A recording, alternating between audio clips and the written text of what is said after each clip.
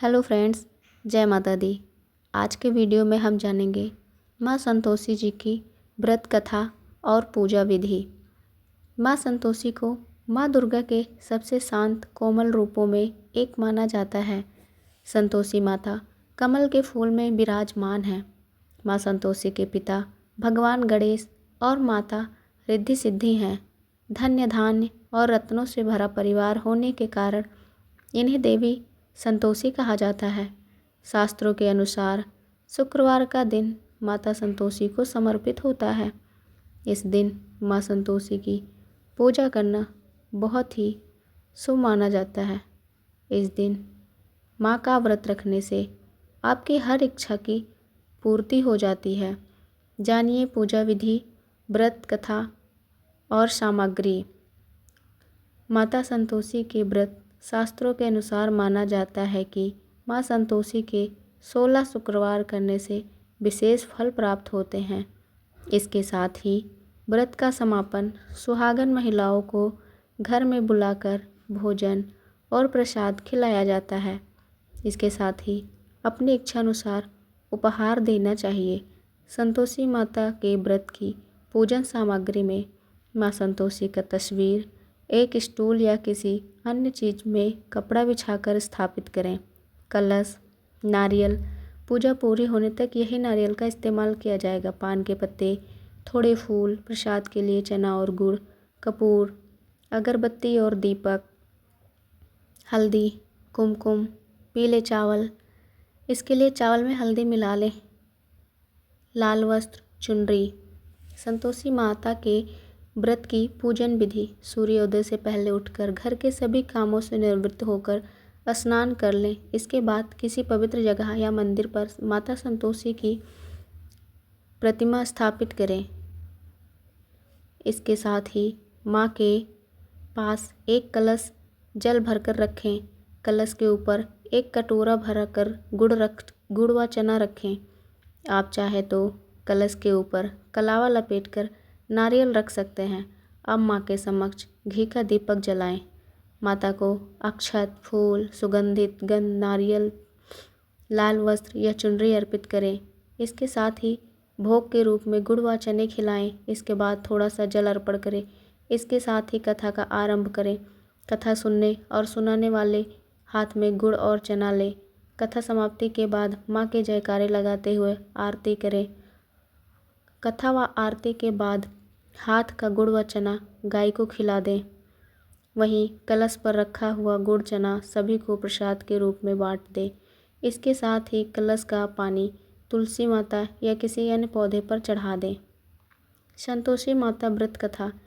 एक बूढ़ी औरत थी जिसके 7 बेटे थे। इनमें से 6 बेटे बहुत मेहनती थे और एक बेटा जो सभी भाइयों से सबसे छोटा था वह आलसी था और कुछ भी नहीं कमाता था। जब वो बूढ़ी औरत खाना बनाती तो अपने 6 बेटे को अच्छे से खाना खिलाती और निकम्मे बेटे को सभी भाइयों का जूठन खाना परोसती थी। सबसे छोटा बेटा बहुत भोला था और इस बात से अनजान भी था। एक दिन सबसे छोटे बेटे ने अपनी पत्नी से कहा कि देखो, मेरी माँ मुझे कितना प्यार करती हैं। इस पर उसकी पत्नी व्यंग करते हुए बोली कि हाँ, क्यों नहीं, रोज़ सभी का जूठन जो परोस कर देती हैं। इस बात को सुनकर उस बेटे ने कहा, ऐसा कैसे हो सकता है? जब तक स्वयं मैं अपनी आँखों से न देख लेता तुम्हारी बात पर विश्वास नहीं करूँगा। तब पत्नी ने कहा कि स्वयं देखने के बाद तो विश्वास करेंगे ना।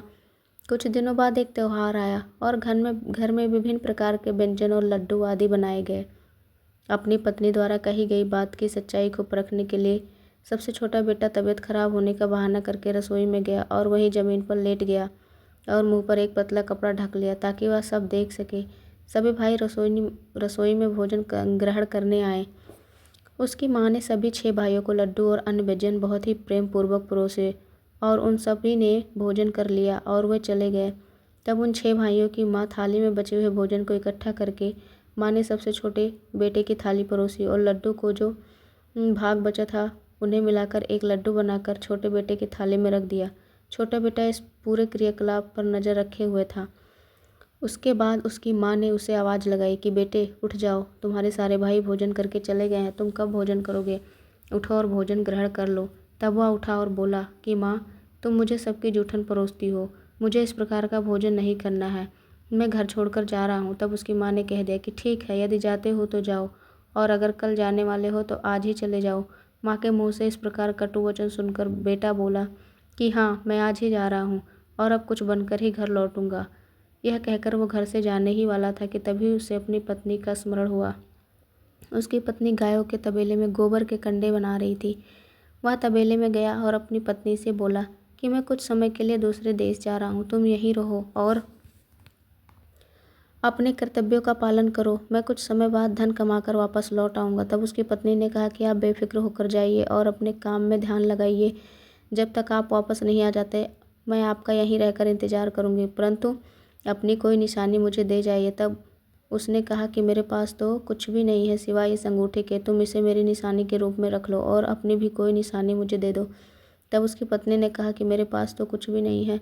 तब उसके हाथ गोबर से भरे हुए थे। उसने अपने पति की कमीज पर पीठ पर अपने गोबर से भरे हाथों की छाप छोड़ दी और कहा कि यही निशानी के तौर पर मैं आपको देती हूँ। इसके बाद छोटा बेटा दूसरे देश धन कमाने के उद्देश्य से चला गया। चलते चलते वह बहुत दूर तक आ गया। तब उसे एक बहुत बड़े व्यापारी की दुकान दिखाई दी।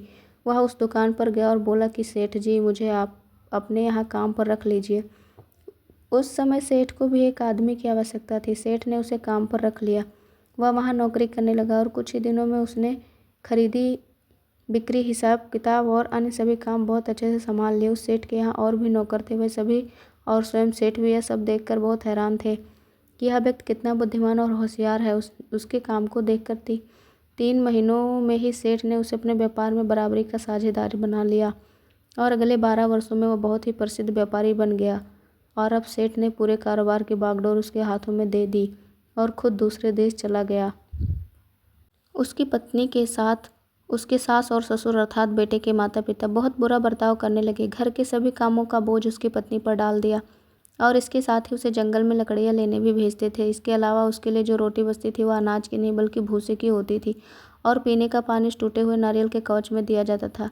उसके दिन इतनी कठिनाइयों में बीत रहे थे। एक दिन जब वह लकड़ियाँ चुनकर जंगल से अपने घर की ओर लौट रही थी तो उसने कुछ औरतों को संतोषी माता का व्रत करते हुए देखा। वह वहाँ खड़ी हो गई और माता की कथा सुनने लगी। इसके बाद उसने वहाँ उपस्थित औरतों से पूछा कि बहनों, आप यह किस भगवान का व्रत कर रही हैं और इससे आपको क्या फल प्राप्त होगा, इससे करने के क्या नियम हैं?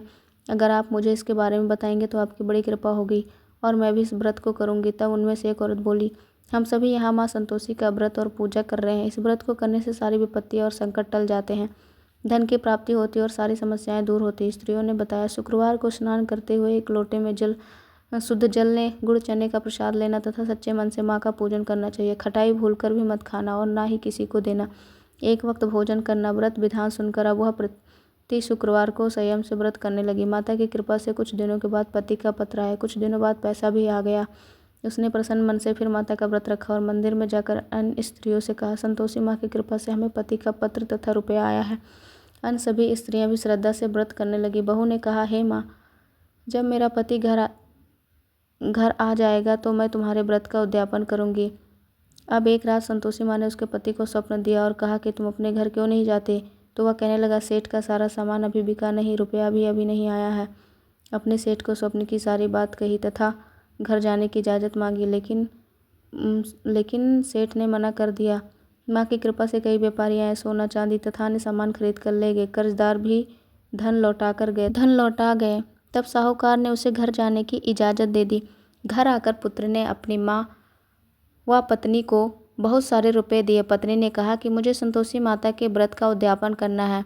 उसने सभी को न्योता दे उद्यापन की सारी तैयारी की। पड़ोस की एक स्त्री उसे सुखी देख ईर्ष्या करने लगी थी। उसने अपने बच्चों को सिखाया कि तुम भोजन के समय खटाई जरूर मांगना। उद्यापन के समय खाते खाते बच्चे खटाई मांगने लगे तो बहू ने पैसा देकर उन्हें बहलाया। बच्चे दुकान से उन पैसों की इमली खटाई खरीद कर खाने लगे। ऐसा होने पर बहू पर संतोषी माता क्रोधित हुई। नगर के राजा के दूत उसके पति को पकड़कर ले जाने लगे। बहू की स्थिति पुनः वैसी ही हो गई। तब उसने माता के मंदिर में जाकर पूजा की। माँ, मेरे साथ ऐसा क्यों हो रहा है? तब माँ ने कहा कि उद्यापन में बच्चों ने पैसों की इमली खटाई खाई है, जिसका परिणाम तो तुम्हें भुगतना पड़ रहा है। फिर बहू ने पुनः व्रत के उद्यापन का संकल्प किया और सभी मनोकामनाओं की पूर्ति होती। संकल्प के बाद वह मंदिर से निकली तो राह में पति आता दिखाई दिया। पति बोला कि जो इतना धन कमाया था राजा के पास उसका कर चुकाने गया था। तब वह बोली कि अब चलो घर चलते हैं।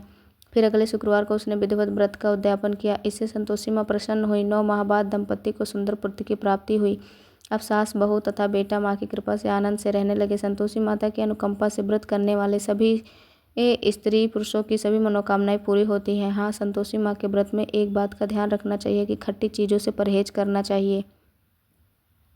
माँ संतोषी का 16 शुक्रवार का व्रत करने के बाद अंतिम शुक्रवार को व्रत का उद्यापन करना चाहिए। इसके लिए माँ संतोषी की पूजा कर महिलाओं को भोजन के लिए आमंत्रित करें। 2.5 सेर आटे का खाजा, 2.5 सेर चावल की खीर तथा 2.5 सेर चने के साग का भोजन पकाना चाहिए। यह भोजन महिलाओं को बहुत ही श्रद्धा और प्यार से कराएं। इसके साथ ही केले का प्रसाद दें। भोजन के बाद अपनी यथाशक्ति दक्षिणा दें। इस प्रकार विधि विधान से पूजा करने से माता प्रसन्न होकर अपने भक्तों के दुख दरिद्रता दूर करती हैं। इसके साथ ही हर मनोकामना पूर्ण करती हैं। जय संतोषी माता की। कमेंट में लिखिए जय संतोषी माता जी।